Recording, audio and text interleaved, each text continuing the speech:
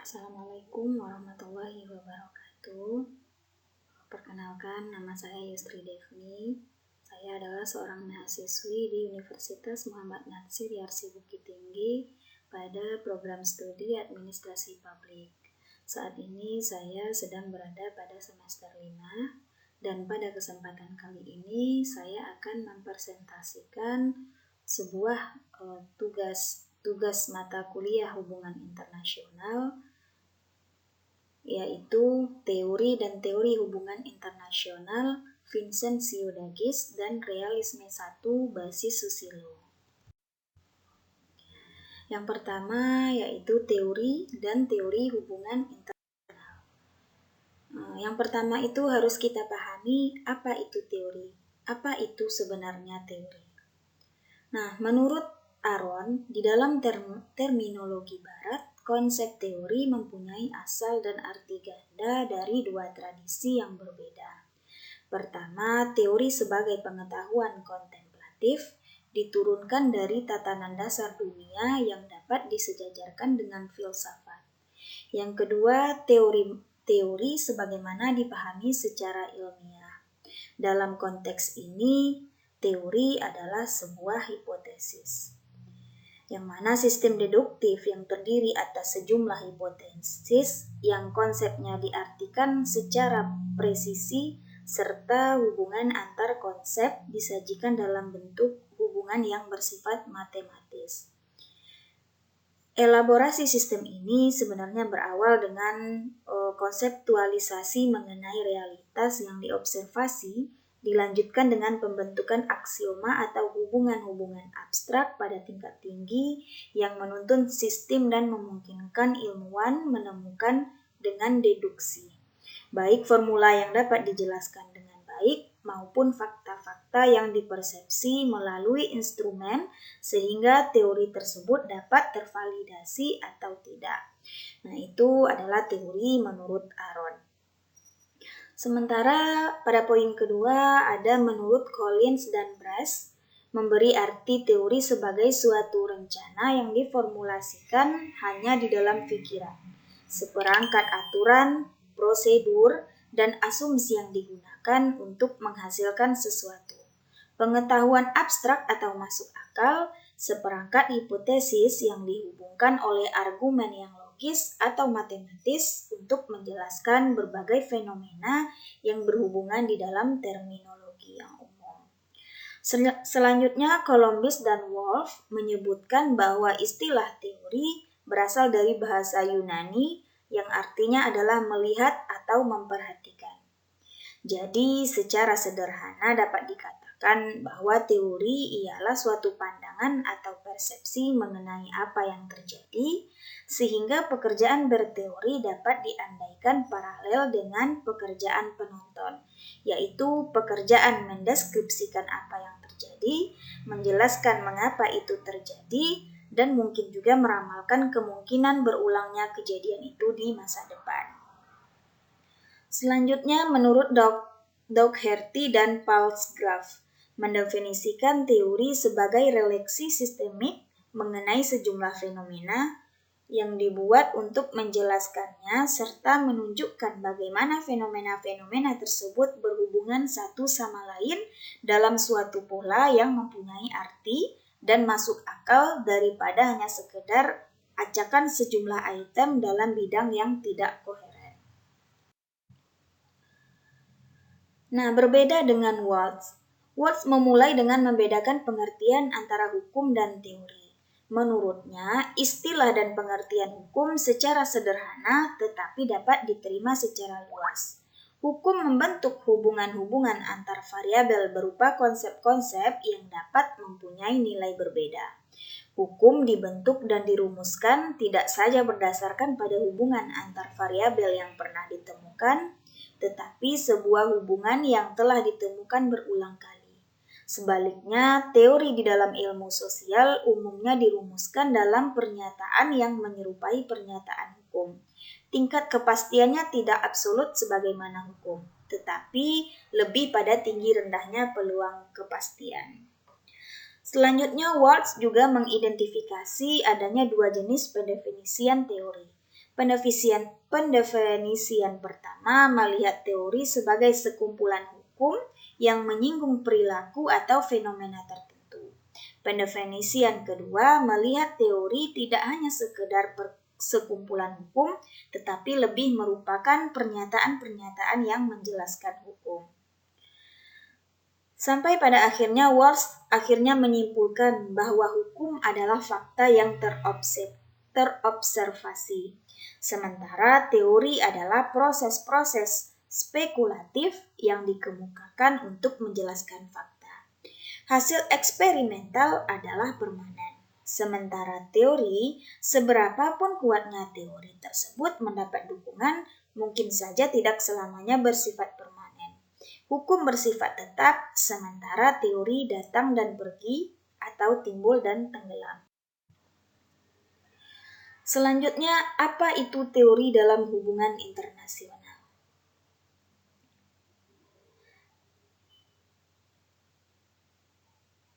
Hubungan internasional itu adalah disiplin ilmu yang melibatkan sejumlah besar fakta tentang dunia.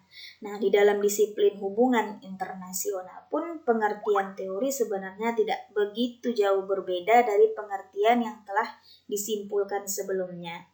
Hanya saja karena fakta dalam ilmu hubungan internasional sangat beragam jenisnya, maka teori yang muncul dan berhasil dikembangkan pun sangat bervariasi. Akibatnya, pemaknaan tentang apa yang dimaksudkan dengan teori juga beragam. Tidak jarang pemaknaannya tergantung pada bagaimana dan untuk apa teori itu digunakan. Nah, di sini Bull mengemukakan bahwa teori hubungan internasional bisa dipahami sebagai sekumpulan proposisi umum yang dikemukakan mengenai politik global atau dunia. Nah, proposisi ini mencakup proposisi normatif yang menyatakan konsiderasi moral ataupun legal yang dapat diaplikasikan, dan juga proposisi positif yang mendefinisikan atau menjelaskan karakter aktualnya. Teori hubungan internasional ini pun meliputi teori-teori komprehensif yang mendeskripsikan atau menentukan politik internasional secara keseluruhan. Tetapi juga teori-teori parsial yang hirau dengan beberapa elemen politik internasional, semisal perang atau damai, strategi atau diplomasi. Nah, di sini Bull juga mengemukakan bahwa teori hubungan internasional itu juga meliputi teori tentang masyarakat internasional atau sistem internasional yang membahas mengenai hubungan berbagai unit, negara-negara, bangsa-bangsa, kelompok-kelompok supranasional, transnasional, dan subnasional yang membentuk politik global atau dunia itu sendiri, termasuk juga teori mengenai unit-unit itu.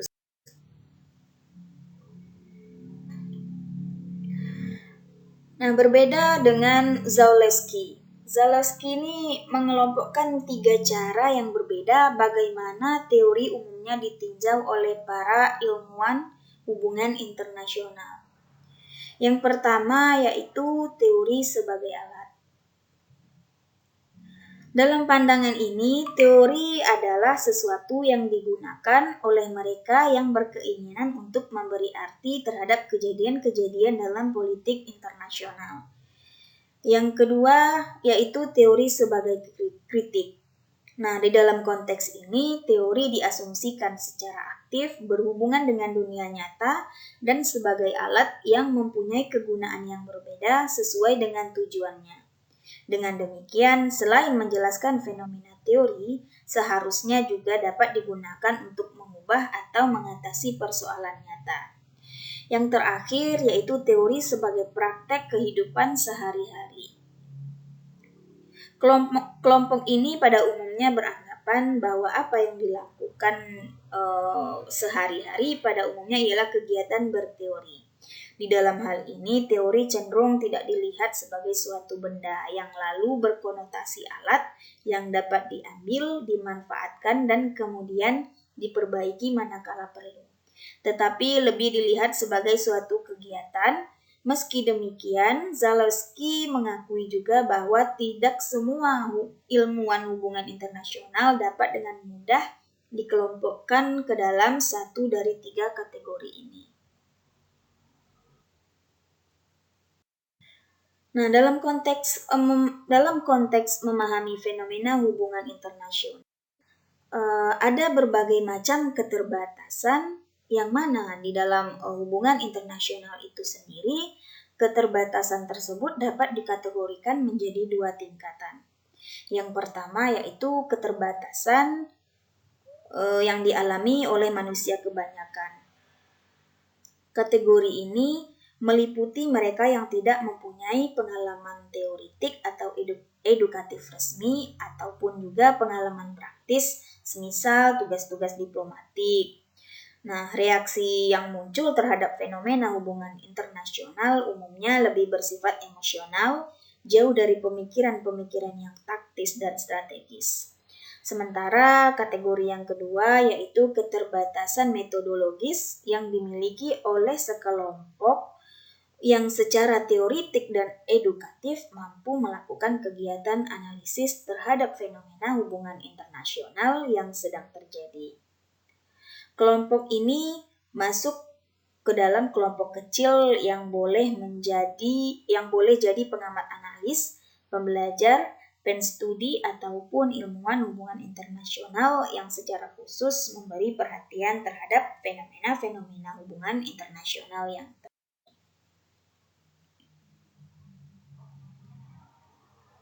Nah, selain itu, teori juga mempunyai banyak manfaat atau kegunaan. Hal yang paling fundamental ialah teori merupakan alat bantu yang memungkinkan kegiatan deskripsi, eksplanasi terhadap fenomena hubungan internasional yang terjadi, serta kemampuan prediksi terhadap apa yang mungkin terjadi di kemudian hari.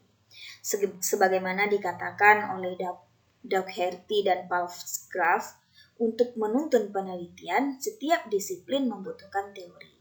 Nah, teori dipakai sebagai alat untuk menyediakan dasar bagi suatu penjelasan, dan pada titik tertentu ketika memungkinkan, teori juga menuntun ke arah kemampuan untuk memprediksi. Selain itu, teori juga bermanfaat di dalam mendefinisikan apa yang kita pelajari dalam hubungan internasional. Nah, tujuan kita mempelajari itu, serta kategori-kategori dalam hubungan internasional yang memungkinkan ditetapkan dalam menganalisa pola-pola perilaku dari aktor-aktor internasional. Nah, selanjutnya Morgenthau mengidentifikasikan adanya sejumlah fungsi-fungsi intelektual dan politik dari teori. Nah, di sini Morgenthau membagi fungsinya menjadi 4, yaitu yang pertama, teori berfungsi sebagai justifikasi teoritik terhadap apa yang sedang diambil dan dilakukan oleh para pembuat keputusan. Yang kedua, teori berfungsi sebagai nurani intelektual. Yang ketiga, teori berfungsi sebagai landasan atau dasar bagi pembuatan kebijakan. Dan yang terakhir, teori juga berfungsi sebagai masukan terhadap persiapan menuju ke suatu tatanan internasional baru yang secara radikal. Selanjutnya ada tipologi dan klasifikasi. Di sini Rosenau secara umum mengelompokkan teoritisi dan teori hubungan internasional itu berdasarkan fokus kajiannya ke dalam 2 kategori. Yang pertama yaitu kajian tentang aksi, yaitu seperti keteraturan perilaku aktor-aktor, kemiripan tujuan yang akan dicapai, cara-cara dan proses-proses yang digunakan mencapai tujuan, serta mengkaji sumber-sumber sosial dari tujuan-tujuan dan cara-cara yang dipilih. Kategori yang kedua yaitu kajian tentang interaksi aktor-aktor sistem internasional, yang mana meliputi mengkaji pola-pola yang muncul dalam interaksi antar negara, pertimbangan kekuatan yang berkembang dalam berbagai situasi, pembentukan koalisi, dan faktor-faktor lain yang mempengaruhi perubahan-perubahan di dalam sistem internasional, serta perkembangan institusi supranasional yang dapat mengatur salah satu atau lebih aspek-aspek sistem.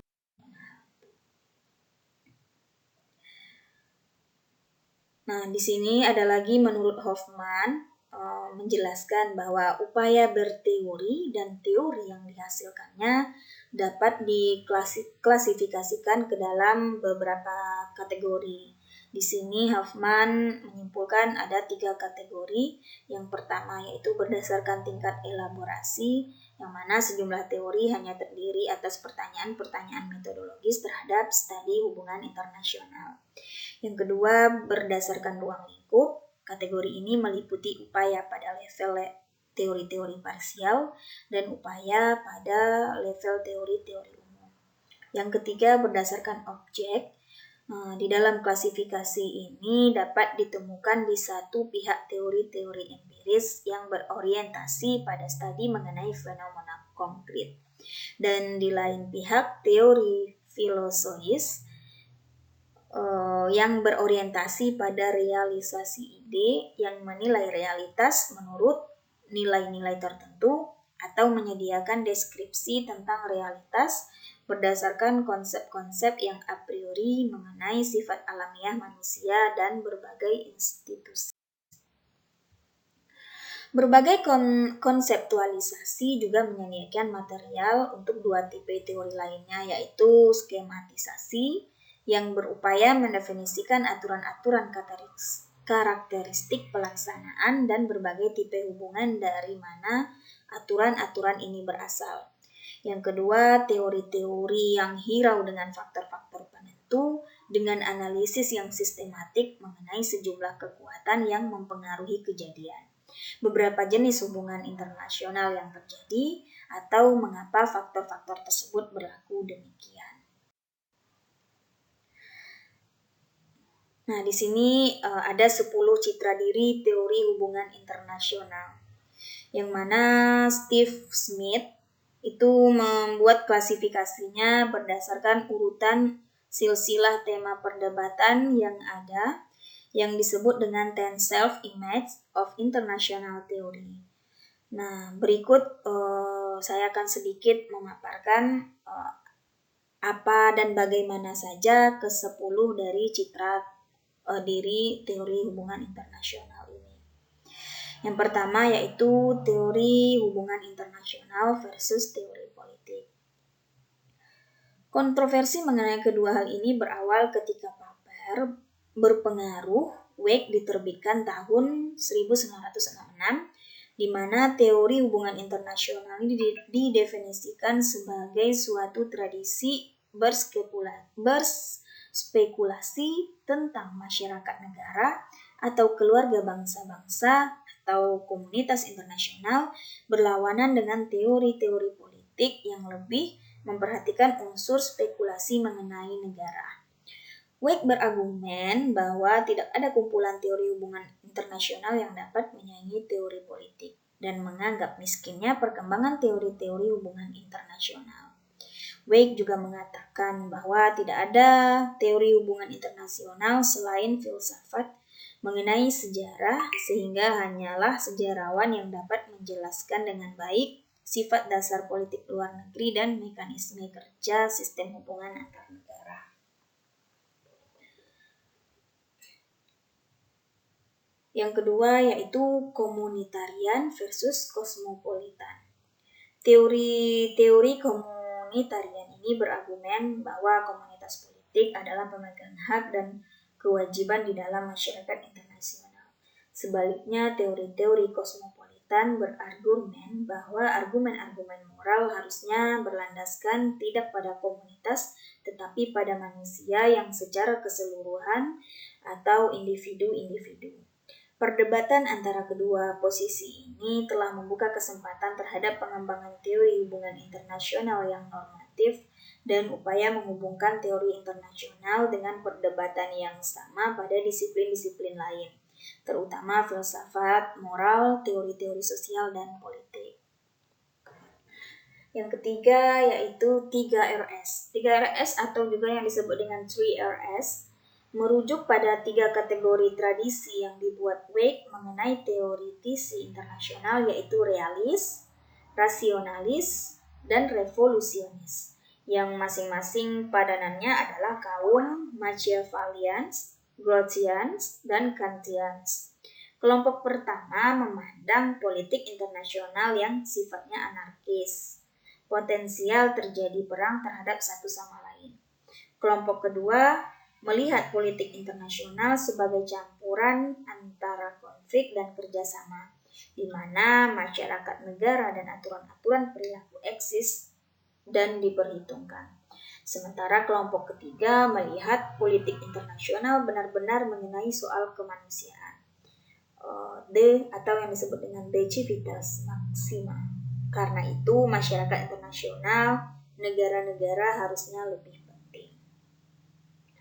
Yang keempat yaitu 3 gelombang perdebatan besar atau yang dikenal dengan Great Debates. Berangkat dengan asumsi bahwa sebagai disiplin terpisah, hubungan internasional dimulai awalnya oleh David Davis dan Woodrow Wilson Chair di Aberystwyth pada tahun 1919. Perkembangan teori hubungan internasional ini setidaknya telah melewati 3 fase perkembangan.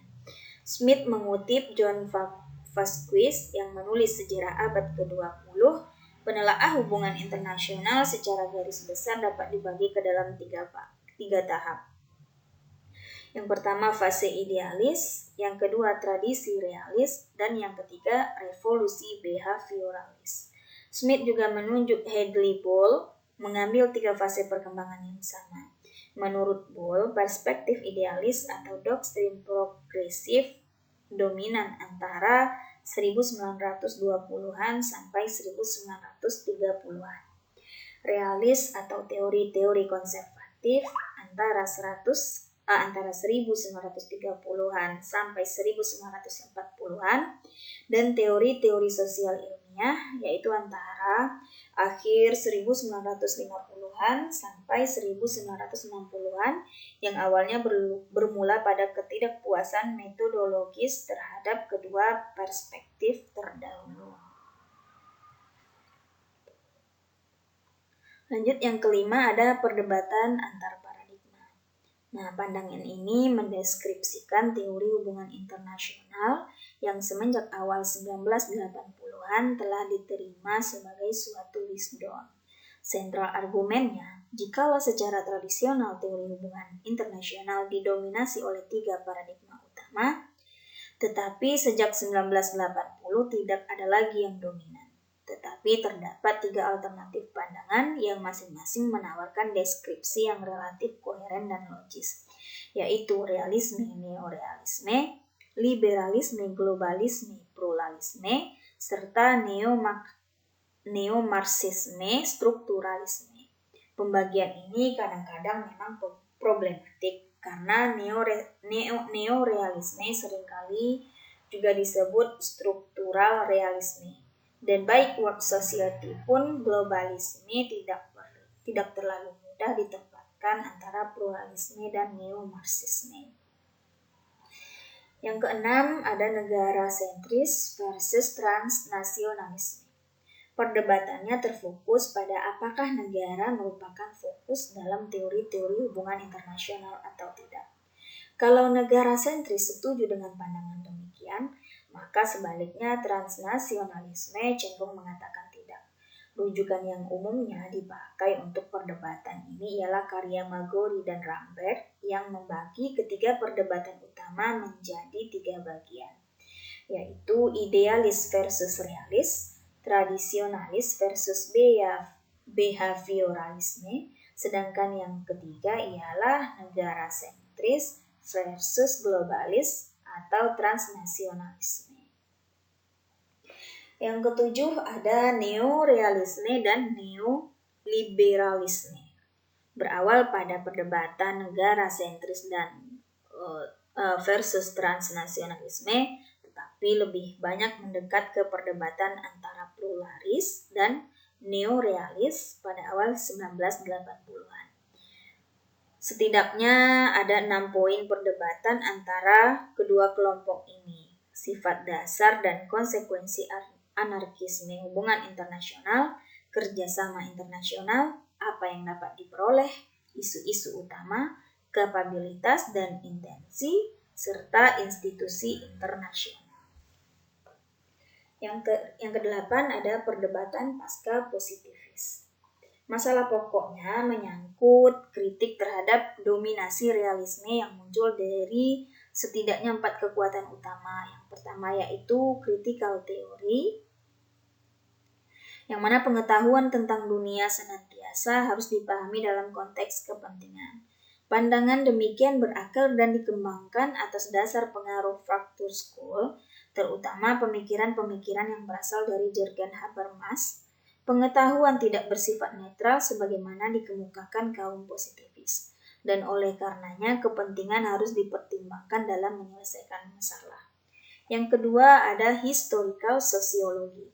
Meskipun cukup bervariasi, teoritisi dalam kelompok ini menunjukkan bahwa negara yang dalam banyak kasus dibentuk melalui proses perang adalah produk interaksi antara kekuatan-kekuatan internal dan kondisi-kondisi eksternal.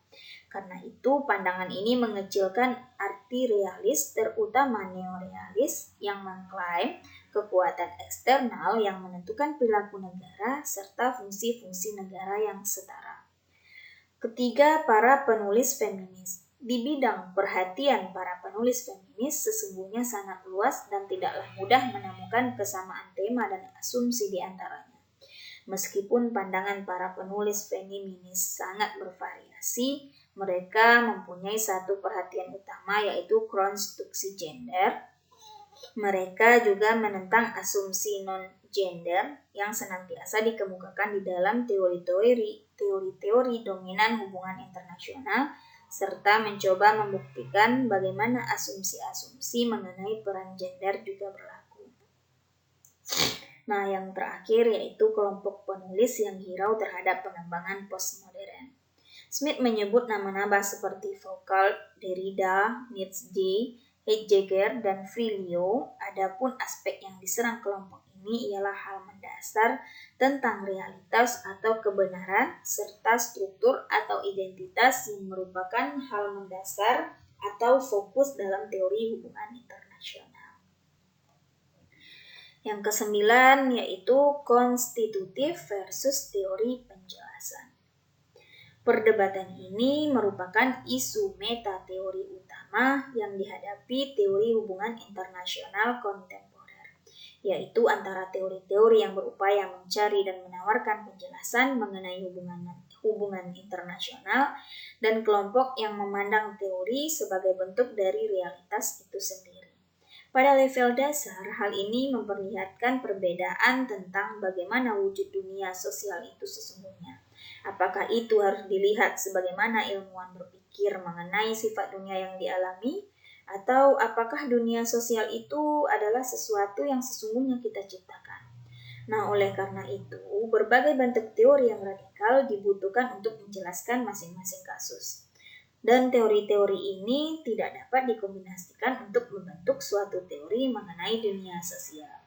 Efek dari perdebatan ini adalah terbukanya kemungkinan peningkatan kecanggihan berpikir mengenai realitas. Citra diri yang terakhir yaitu fondasionalis dan anti-fondasionalis. Kedua kelompok ini di dalam bagian adalah contoh konkret dari perdebatan yang terjadi dalam konstitutif teori, terutama yang berkaitan dengan masalah perbedaan epistemologi. Smith merujuk Hoffman dan Ranger yang telah mengajukan proposal tentang adanya dua tipe yang sangat berbeda di dalam teori hubungan internasional post-positivis. Berawal dari perbedaan pandangan keduanya tentang sifat alamiah teori hubungan internasional kritis, berakhir dalam paper bersama mereka tentang perbedaan yang berguna antara dua bentuk teori interpretatif kritis dan teori interpretatif radikal. Yang pertama adalah kajian pada teori kritis oleh keduanya dipandang minimal foundasionalis, yang berarti mempunyai dasar pembuatan penilaian antara klaim-klaim kebenaran masing-masing rival. Dasar pembuatan penilaian ini berasal dari konsep kompetensi komunikasi. Habermas dan pandangannya mengenai situasi pembicaraan yang ideal, hal ini memberikan dasar demi terbukanya kemungkinan untuk mengevaluasi knowledge constitutive interest yang terlihat di dalam teori-teori yang berbeda. Nah, demikianlah penjelasan presentasi tentang teori dan teori hubungan internasional. Sekarang kita lanjut pada poin yang kedua, yaitu realisme 1, basis Susilo.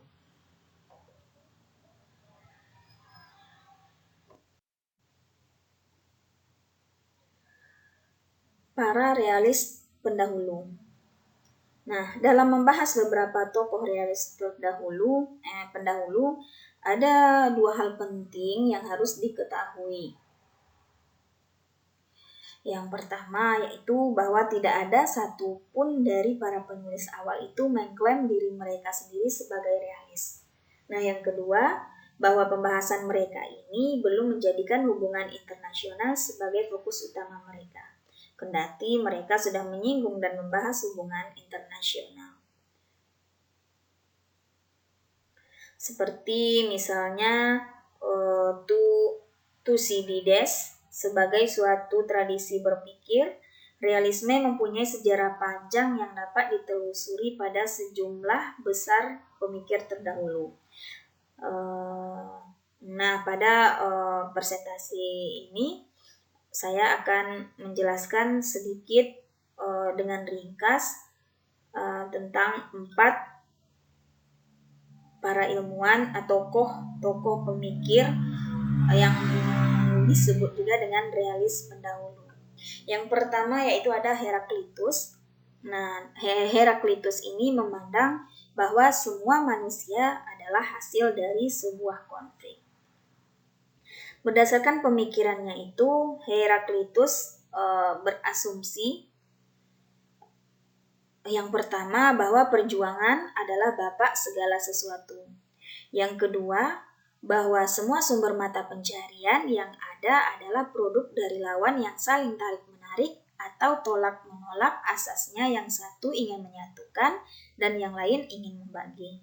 Yang ketiga, bahwa tata dunia bergerak dinamis karena konflik. Dan yang terakhir, bahwa perjuangan di dalam konflik itu menjadi alasan terbentuknya negara-negara, alasan ambruknya imperium yang mencakup seluruh dunia menjadi sejumlah kecil negara-negara merdeka, dan alasan penaklukan satu negara oleh negara yang lain.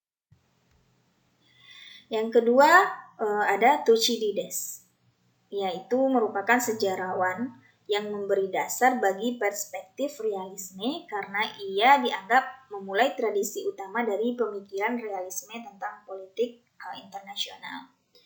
Di sini Thucydides juga memberikan 4 asumsi. Yang pertama, bahwa sifat manusia pada dasarnya egois dan mementingkan diri sendiri sejauh kepentingan pribadi mengatasi prinsip-prinsip moral.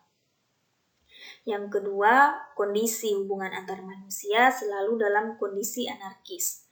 Yang ketiga, untuk mencapai keamanan, negara berusaha meningkatkan kekuatan mereka dan terlibat dalam perimbangan kekuatan untuk tujuan menghalangi agresor potensial, sehingga perang dilancarkan untuk mencegah negara peserta supaya tidak lebih kuat secara militer.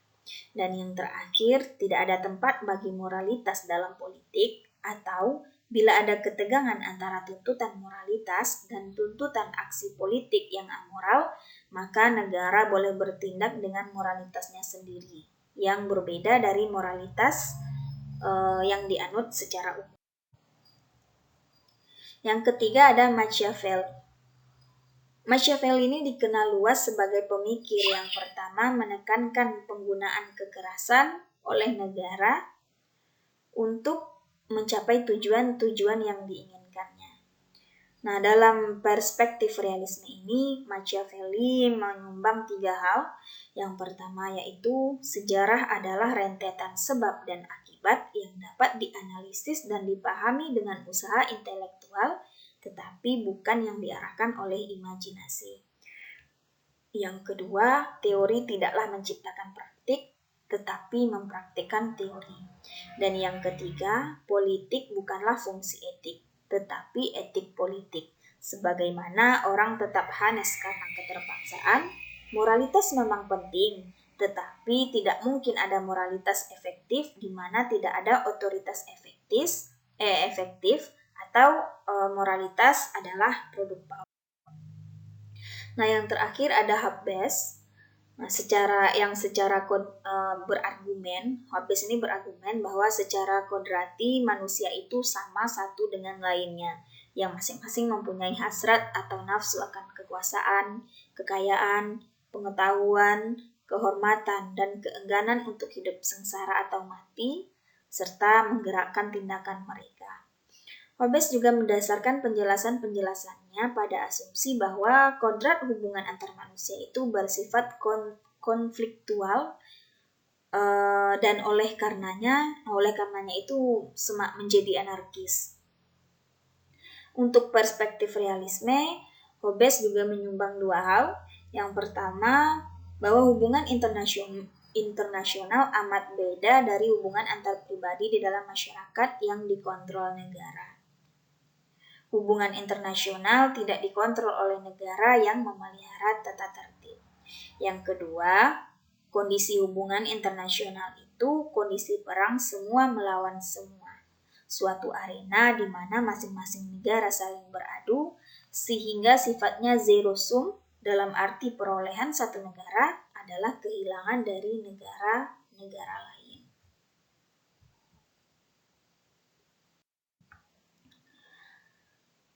Nah, di sini ada 3 hal yang dapat dikatakan sebagai persamaan dari para realis pendahulu. Ini menurut Jackson dan Sorensen. Yang pertama, pada umumnya mereka sama dalam berpandangan bahwa ketidakamanan dan konflik adalah situasi yang sifatnya permanen dalam kehidupan manusia yang senantiasa perlu mendapat perhatian untuk diatasi. Yang kedua, kunci untuk mengatasi situasi ketidakamanan tersebut dapat dicari dalam pengetahuan politik dan kebijaksanaan. Dan yang terakhir, tidak ada solusi akhir yang bersifat permanen di dalam menghadapi situasi ketidakamanan dan konfliktual. Selanjutnya, asumsi, postulat, dan preskripsi. Morgenthau dengan bukunya Politics Among Nations yang terbit pertama pada 1948 mulai mempengaruhi generasi pembelajar dan analis hubungan internasional dengan perspektif realisme. Pemikiran Morgenthau ini tampak terpengaruh oleh asumsi dan postulat dari para tokoh pemikir realis pendahulunya. Ide-ide tentang bagaimana menjalankan kebijakan luar negeri telah mempengaruhi para pembuat.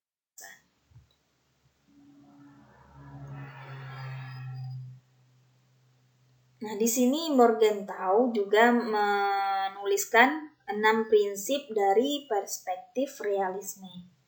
Yang pertama, politik diatur oleh hukum-hukum objektif yang berasal dari kodrat manusia. Nah, untuk memperbaiki masyarakat nih pertama-tama perlu memahami hukum-hukum kodrat itu sendiri. Hukum-hukum objektif itu perlu diikuti karena menentangnya hanya akan menemui risiko gagal. Objektivitas memungkinkan pengembangan teori yang rasional. Pembedaan perlu dilakukan antara kebenaran, benar secara objektif dan rasional yang didukung oleh bukti dan diterangi oleh akal, serta opini atau apa yang hanya penilaian subjektif yang didasari rasa curiga dan wishful thinking. Yang kedua yaitu politik internasional harus dikaitkan dengan konsep kepentingan yang didefinisikan dalam pembatasan power. Nah, dalam konsep ini menyediakan kaitan antara akal yang berusaha memahami politik internasional dan fakta-fakta untuk dipahami. Politik adalah ruang otonom yang dipahami secara berbeda dari ruang-ruang lainnya seperti ekonomi, etika, estetik, dan agama. Tanpa melihat politik sebagai ruang otonom, maka teori politik tidak mungkin dibangun, karena tidak bisa dibedakan antara fakta politik dan non-politik, dan juga tidak bisa diukur tatanan sistematik pada bidang politik. Yang ketiga yaitu interest yang didefinisikan sebagai power adalah kategori objektif yang valid secara universal tetapi tidak memiliki makna yang tetap. Nah, ide tentang interest ini merupakan esensi dari politik dan tidak terpengaruh oleh ruang lingkup, waktu, dan tempat.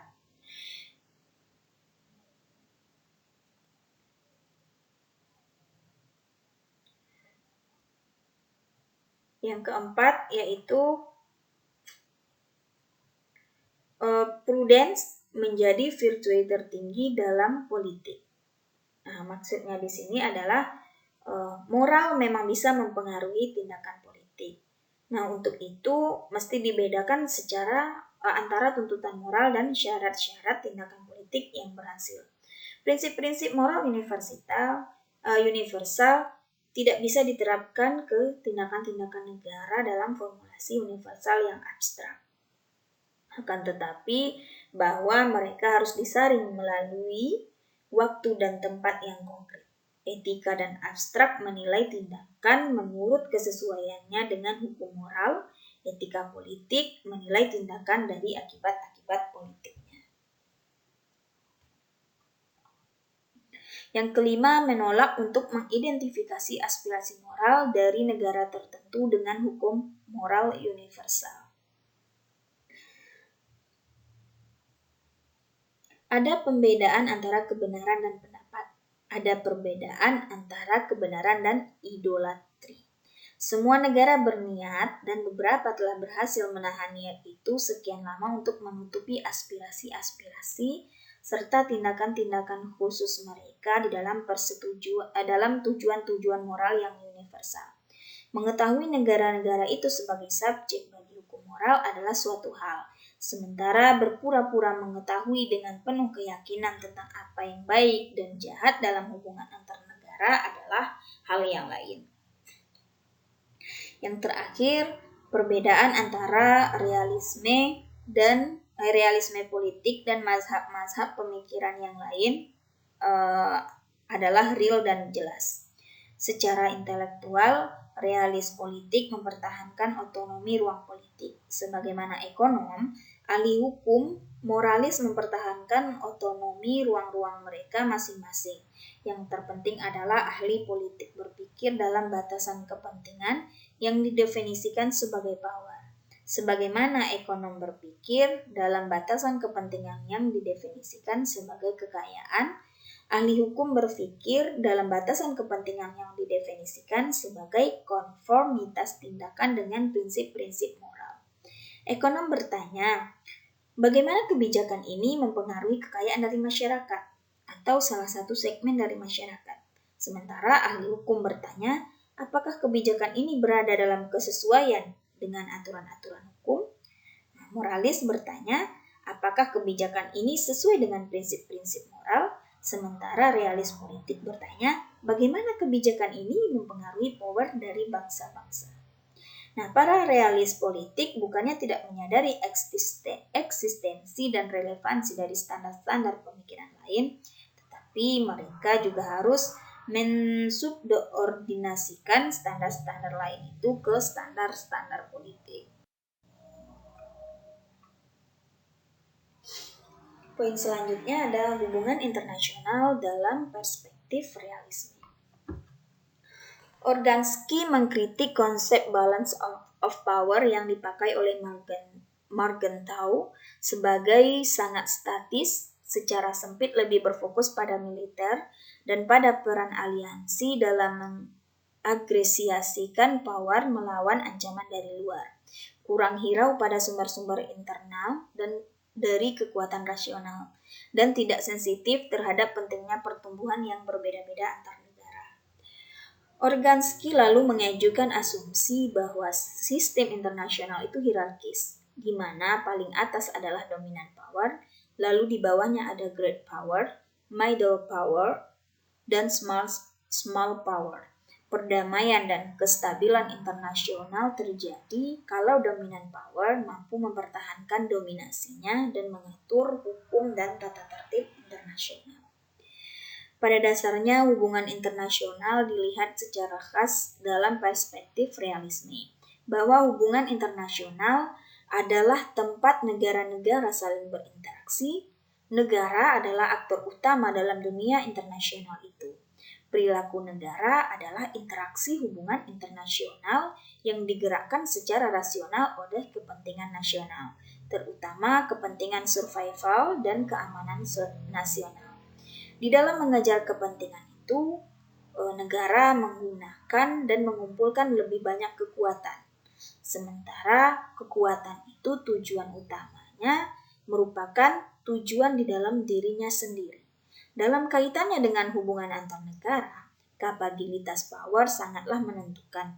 Negara bertindak dalam pertimbangan power, yang mana tindakan semacam itu bersifat